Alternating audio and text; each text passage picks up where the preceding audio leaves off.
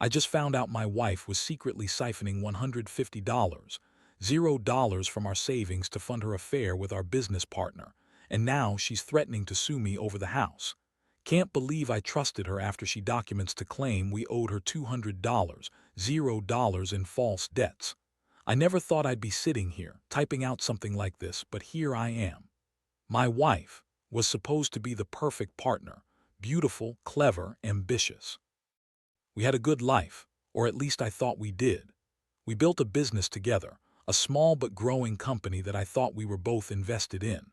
But everything changed in a matter of weeks, and the truth hit me like a freight train I couldn't dodge. It started with little things, her phone ringing at odd hours, her disappearing for hours without a clear reason, the way she'd get defensive when I asked about her whereabouts. I chalked it up to stress from work or her wanting to keep some mystery alive. But then I noticed bank statements that didn't add up. Small charges here and there, lunches, coffee, some online shopping, things I didn't recognize. I brushed it off at first, telling myself it was just her spending money or her way of unwinding. I didn't want to believe she was hiding something. One night I was going through some emails on her laptop, nothing suspicious at first, just work stuff. But then I saw an email thread between her and our business partner, Jason. They were talking about covering expenses and shifting funds. My heart started pounding. I remember reading the words siphon, offshore accounts, and hidden money. I felt a cold sweat break out. I knew something was wrong, but I didn't want to jump to conclusions. I kept reading, and that's when I saw the real shocker, an attachment with a transfer of $150, $0 from our joint savings account, labeled as consulting fees. But I knew better. I knew that was my money, our savings, gone. I stayed up all night, going over every detail, every transaction. I found out that had been secretly siphoning money for months, funding her affair with Jason, our business partner. That's when I put it all together. Her sneaking around, her lies, the fake documents claiming we owed her $200, $0 in false debts to cover her tracks. She'd financial records, forged signatures, lied about the debts to manipulate me into giving her money. I felt like I'd been hit by a truck. How could I have trusted her? How could she lie to my face every day? The betrayal cut deep. I thought I knew her, thought she was my partner, my lover, my friend. Turns out she was just using me, draining our savings and playing me for a fool. I felt angry, humiliated, betrayed. I wanted to scream, to cry, to do something that would make her regret everything.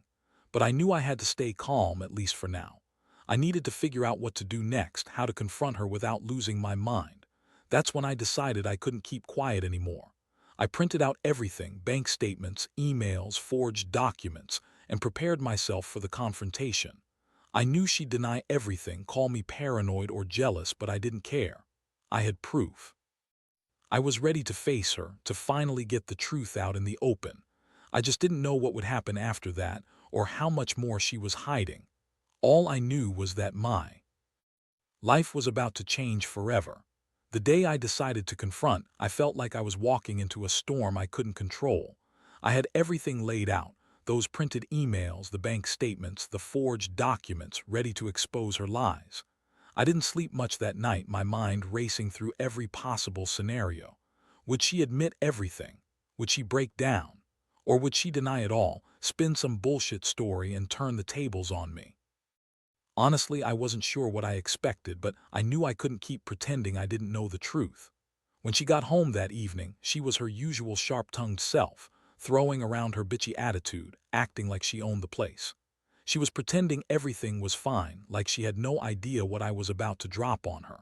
I made her a cup of coffee, sat her down in the living room, and just laid it all out there, showed her the printouts, the emails, the bank transfers. I watched her face as she scrolled through the documents, her eyes narrowing, then her expression twisting into something I couldn't quite read. She looked me dead in the eyes and said, "You're crazy, Jason. You're just paranoid. All this money, it's nothing. You're blowing things out of proportion." Her voice was icy, but I could see the flicker of panic behind her eyes. She kept insisting that I was overreacting, that she'd never cheat on me, that I was just insecure. But I wasn't buying it. I knew her too well. She's the kind of woman who can lie through her teeth and make you doubt your own sanity. And right then, I realized I'd been blind for too long. I pressed her further, demanding the truth. That's when she started spinning her lies. She told me she was helping Jason with his business, that the money was a loan, and that I was just jealous because she was more successful than I thought. I wanted to scream. How stupid did she think I was? She was just throwing words around, trying to cover her tracks, but I knew better. I could see the guilt in her eyes, the way she avoided my gaze, the way her voice cracked when she lied. She then had the nerve to accuse me of controlling and mistrusting her, saying I was trying to ruin her reputation because I found out about her affair. That was the moment I felt my blood boiling. She was calling me paranoid, gaslighting me, twisting everything around so she'd look like the victim. Meanwhile, she was the one sneaking around, draining our savings and lying to my face. I couldn't believe how far gone she was, how much she thought she could get away with. I told her she needed to leave.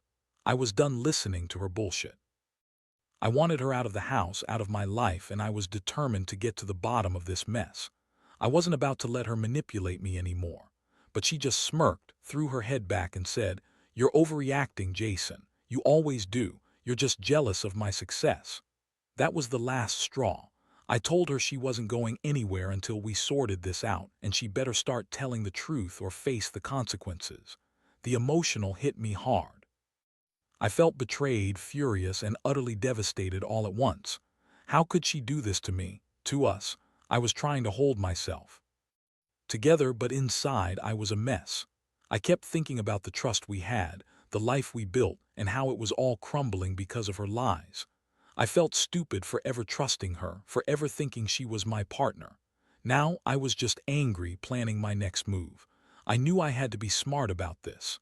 Revenge wasn't just about hurting her, it was about making her pay for all the lies and betrayal. That night I stayed up again, going through everything I had gathered, trying to figure out how to turn this disaster into something I could control. I realized I couldn't just confront her and hope for the best.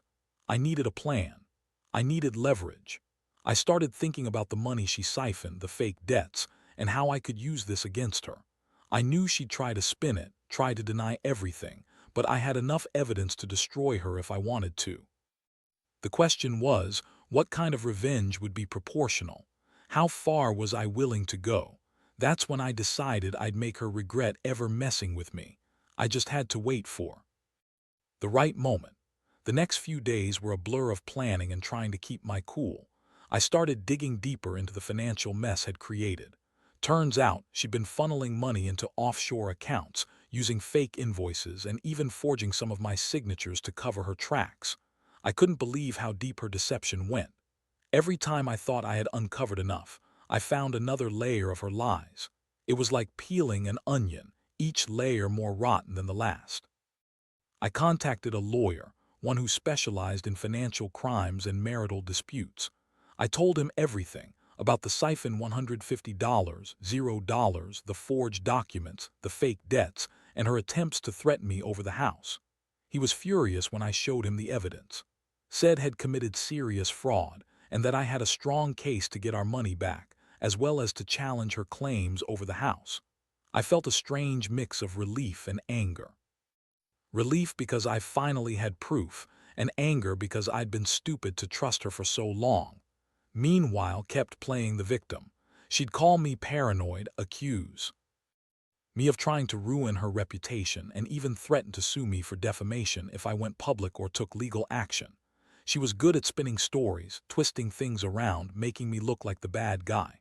But I didn't care anymore. I knew the truth and I was ready to fight back. I decided I'd expose everything, her lies, her cheating, her financial crimes. I wanted her to see that she couldn't get away with this. I also started gathering evidence of her affair with Jason. I found secret texts and explicit photos on her phone, hidden in a folder she thought I wouldn't find. I never thought I'd see that kind of stuff, but there it was, proof that she'd been cheating on me for months, right under my nose. That was the final nail in the coffin. I knew I couldn't stay married to someone so deceitful. It was over. One afternoon, I confronted her again. I told her I had everything, the proof of her affair, the financial fraud, her threats. I laid it all out on the table. Her face turned white, then red with rage. She yelled at me, calling me crazy, jealous, and delusional. She said I was just trying to ruin her life because I was insecure. I laughed bitterly. Insecure? After everything she'd done. She was the one insecure, afraid I'd find out the truth, afraid I'd take everything away from her. That's when I told her I was done.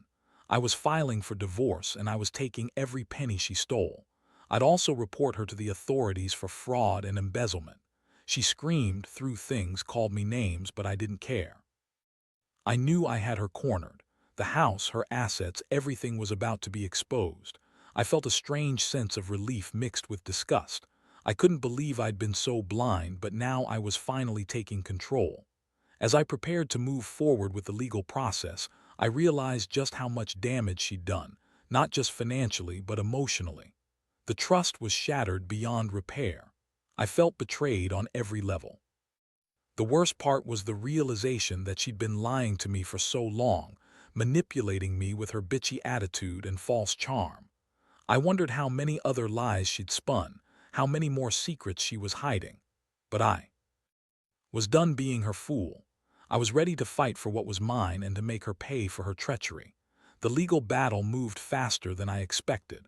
Once I handed over all the evidence, bank statements, forged documents, the texts and photos, the lawyer started filing the necessary paperwork. Of course, everything at first. She called me delusional, jealous, and accused me of trying to ruin her reputation. She even claimed I was paranoid, that I was making everything up because I was possessive and controlling. But I had the proof, and I knew she was lying. The more she spun her stories, the more I saw how deeply she'd lied to me for months. Her threats to sue me over the house were just a distraction. She said I was trying to steal her rightful share, that I was abusing the system, and that she'd fight me in court. She kept throwing tantrums, acting like she was the victim, but I wasn't going to let her manipulate me anymore. I had the evidence, and I was prepared to fight her in court if I had to. Honestly, I wasn't worried about the house. What mattered was the money she'd stolen and her lies. I wanted her to face the consequences. Meanwhile, I started quietly informing some of our close friends and business associates about what I'd uncovered. I didn't want to be the guy who just sat around and let her spin stories. I wanted everyone to know she'd been cheating, stealing, and lying. It felt good to finally be honest, even if it was painful. I knew that once everything came out, her reputation would be in ruins. That was part of the revenge, seeing her exposed, humiliated, and powerless. The day the court date was set, I felt a strange mix of nerves and relief.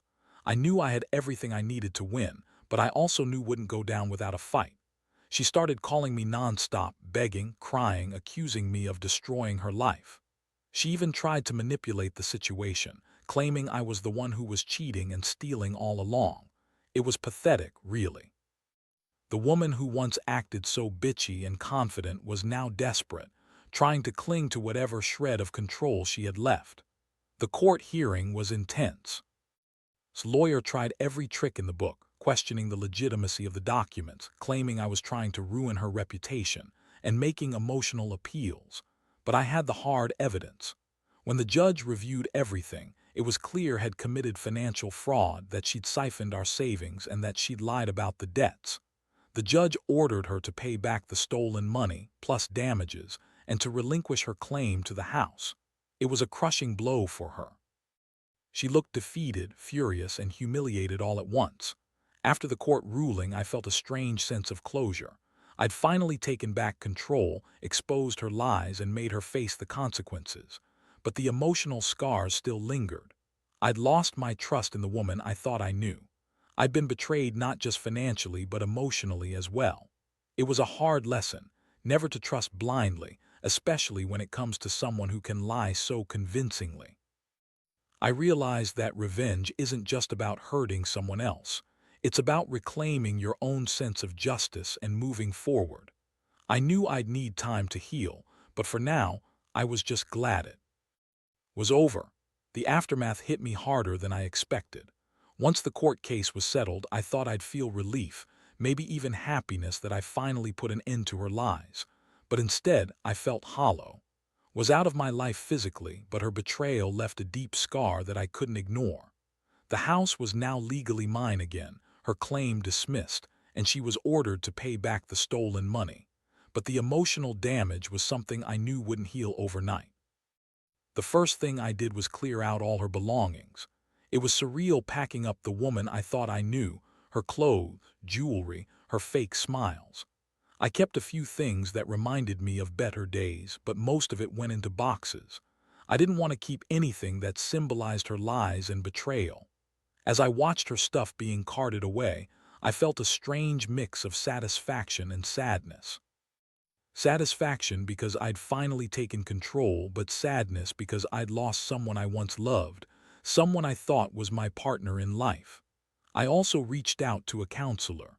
It was time to process everything: her betrayal, the financial ruin, the emotional wreckage. Sitting in that therapist's office, I let out all the anger, disappointment, and confusion I'd been bottling up. It helped, but I knew I'd carry this pain with me for a while. Trust was shattered, and I wasn't sure I'd ever fully rebuild it. Still, I was determined to move on. I realized I couldn't let her actions define me forever.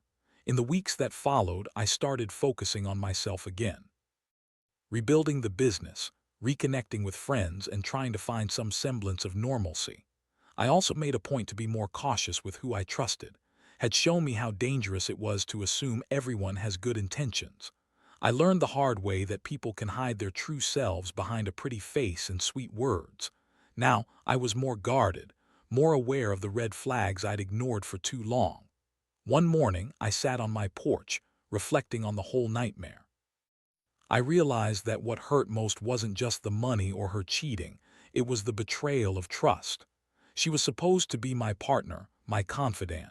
Instead, she turned out to be a manipulative liar who drained everything I built. That realization stung, but it also made me stronger. I knew I'd never let anyone do that to me again. Looking back, I see how far I've come. The pain still lingers, but I'm learning to live with it. I've learned that revenge isn't just about hurting someone else. It's about reclaiming what's rightfully yours and standing up for yourself. I'll never forget what happened, but I won't let it define me either.